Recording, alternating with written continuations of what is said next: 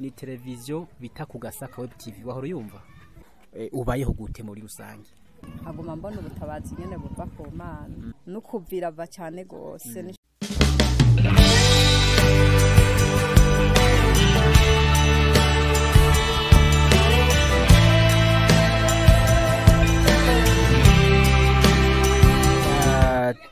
ahantu kure cyane turacari mu gisagara ca Ngozi aho uyu munsi tubafitiye ikiganiro kimeze neza cyane ikiganiro beshi bipfuje kuva kera mu misi heze mwarabonye kuri televiziyo ikiganiro cahaciye c'umwana muto cyane w'umuvugabutumwa yitwa Yosuwa. Uyu munsi rero twagerageje kugira ngo tubagezeho imvo n'imvano y'uwo mwana iyo yavuye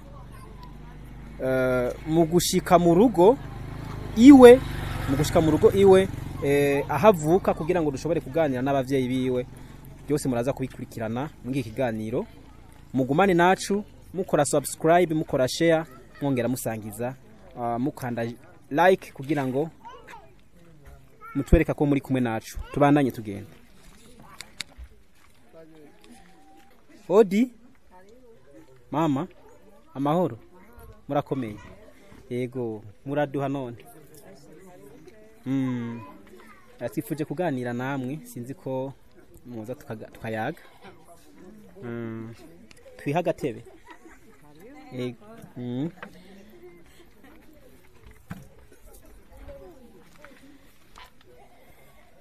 isawa rero murakomeye hanyuma rero je banyita Roger Mirashimira Imana we bakwita gute? Denise. Shora kwibaza ati none mwebwe ayo ma microphone ayo ma camera nibiki ni televiziyo bita ku gasaka web tv wahora yumva? Ndayumva gusa sinari bwayibona. Niyo ubutabazi butagira imbere.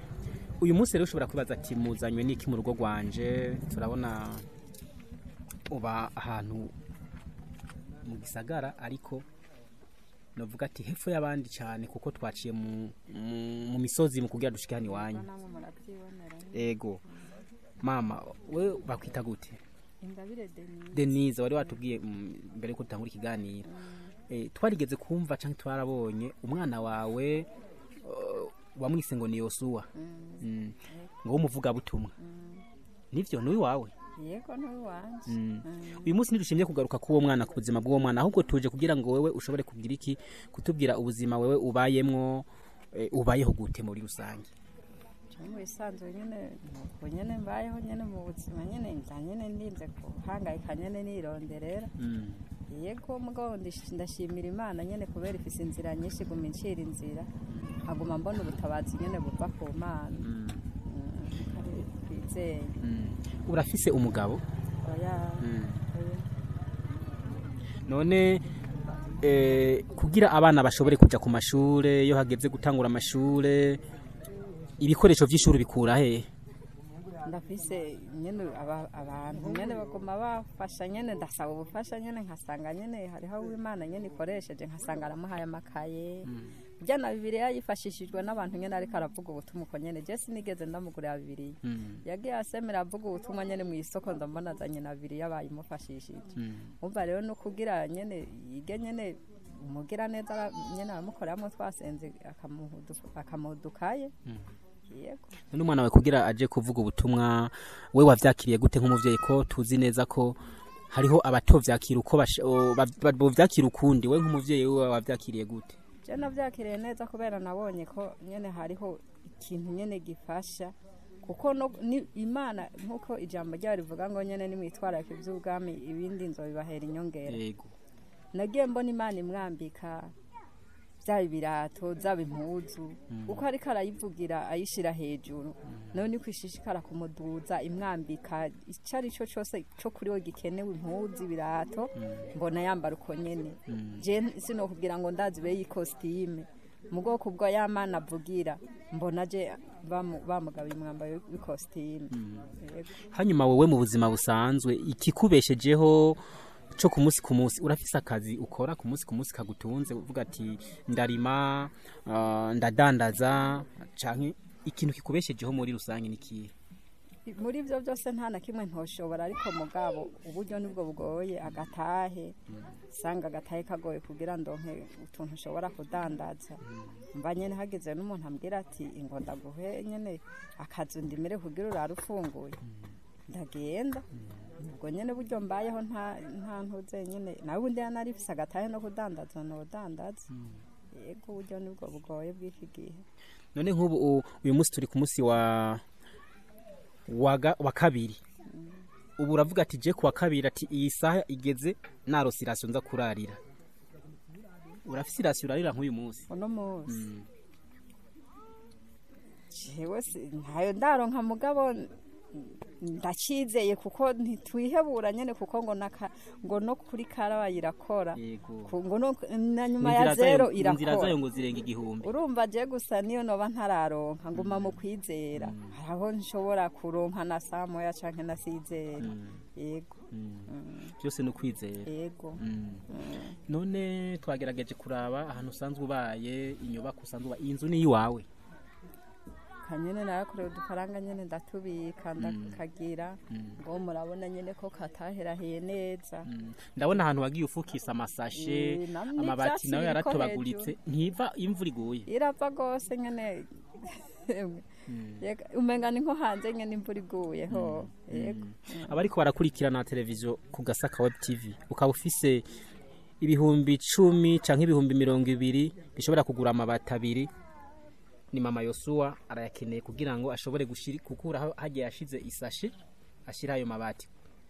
Mama Yosuwa wewe rero nk'umuvyeyi waciye muri byinshi kandi ukeneye ubufasha bwinshi mu bintu bitandukanye, niki wosaba mu buryo rusangi kandi mu buryo burambuye abantu bari kumarakurikirana televiziyo ku Gasaka Web TV kuko nivyijejwe n'ubutabazi butagira imbibe, usaba iki hirya no hino kwisi ko tuzi neza abo bafise ibiduga bikwegana ari ivy'iwacu? Warubize bijya biduga bijya bitaje byose ngo ni ivy'iwacu?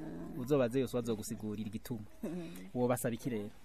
Je no basaba nyene ufise uburyo ko yoshobora nyene kondosa nyene ibisakazo namwe nivyo mwibonera n'inzu nyene ntiyaheraheye ndose n'ubundi buryo nyene no yimarira kuko ntiraherahera neza. Yego no kuvangwirava nukubirava cyane gose nico gituma nyene mbere na mbere nyene ndiko ndavuga nayo mabati. Yego none twakubajije tugitangura ikiganiro, papa wa Yosuwa ari hehe? Papa wa Yosuwa tumaze kubyarana naciye sanga afise uwundi mugore ahantu bita ikiremba cangozi cangozi. Amare nto ndavuga ati je ko afise uwundi mugore nyene nta kundi reka ndamurera umwana azukura nyene nk'abandi Imana imumpaye izo mpinge nabaho.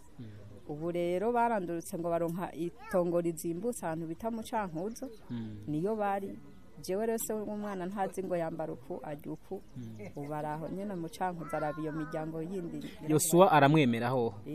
Aramwemera mugabo ntaca mufasha kwemera ni kimwe ko no kumwandikisha aramwandikishije ariko gusa ntaca mufasha. Mu kiganiro twabonye twakoze mu misi heze Yosuwa tugiye ko yiga mu mwaka wa 5, no kuvuga kuva mu mwaka wa mbere ntarigera mufasha ikintu na kimwe. Mu wa mbere yarigeze kumugurana iforome nizo yaherutse zo mu wa mbere. Ubu kugeza ubu ntazi ngo mbega mu wa 5 yambara iforome canke ntazambara. Yego urafise aga telefone? Ushobora kubwira abari ko bakurikirana isamirizi yacu televiziyo ku Gasaka Web TV utunimero twawe kugira ngo hagize nk'umugira neza ashobore kwitanga kugira ngo ashobore kugira icafasha ashobore kukurondera kuri telefone vyoroshe? Ushobora kubwira nimero yawe abari mu bakurikirana televiziyo? Ndafise ndafise rero 79 312 454. Ushobora kuzisubiramwo? 79 79 312 312 454 majana 454. Washobora gutanga limitere? Limitere nayo ngenda isubiramo mu Kirundi 62 34 22 39. Subiramwo irindi rimwe kugira ngo bayifate neza. 62 34 22 39.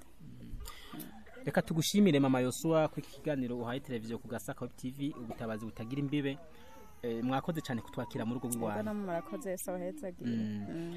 Tubashimira rero nshuti bagenzi aho muri hose mwagiye mukurikirana ibiganiro vyacu mu gisagara ca Ngozi muri quartier Kinyami. Kwa Mama Yosuwa mwigeze kubona kuri televiziyo ari maravuga ubutumwa. Tubashimira ukuntu mugenda mukurikirana ibiganiro vyacu mu bisangiza n'inshuti zanyu aho ziri hose mukomeze kubana nacu. Tubashimira muri rusange ingene mwitanga ivyacu nivyo vyiwanyu. Hasta la vista.